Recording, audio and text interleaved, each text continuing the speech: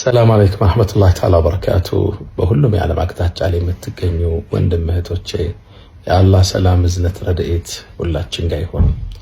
ወኢዛ መሪቱ ፈሁወ የሽፊኒ አላህ ሱብሓነሁ ወተዓላ ቁርአን ውስጥ ስታመም የሚያድነኝ አላህ ነው ማለታቸውን ነቢዩላህ ኢብራሂም ቁርአን ላይ አውስቶልናል። ጤንነት ጤነኞች ራስ ላይ የምትገኝ ዘውድ ነች፣ የሚያያት በሽተኛ ብቻ ነው ይላሉ አረቦቹ። الصحة تاج على رؤوس الأصحاء لا يراها إلا المرضى። ጤንነት ውድ የምድራችን ስጦታ ነው። ከጤንነት ጋር ሁሉ ነገር ትርጉም አለው። ጤንነት ሲወገድ በዙሪያችሁ ያሉ ጸጋዎች ሁሉ ትርጉም ያጡባችኋል። አላህ ጤንነታችን ይጠብቅልን።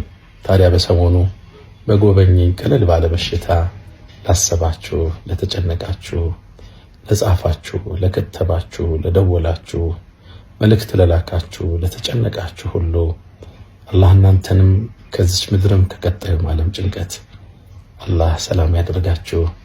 የከበረ ሰላምታዬና ክብሬ ለእናንተ ይድረስ። አላህ በኸይር ያውሳችሁ፣ አላህ በኸይር ያስታውሳችሁ። አሁን በጥሩ ጤንነት ላይ እገኛለሁ። ምስጋና ለዓለማት ጌታ ለአላህ ሱብሓነሁ ወተዓላ ይሁን። አልሐምዱሊላህ ረብል ዓለሚን። ታዲያ እግረ መንገዳችን የሚቀጥለው ጁምዓ አላህ ፈቅዶ ከተገናኘን የኹጥባ ርዕሳችን ምን ይሆን ዘንድ ሐሳብ ትሰጣላችሁ? አመሰግናለሁ። ሰላም አለይኩም።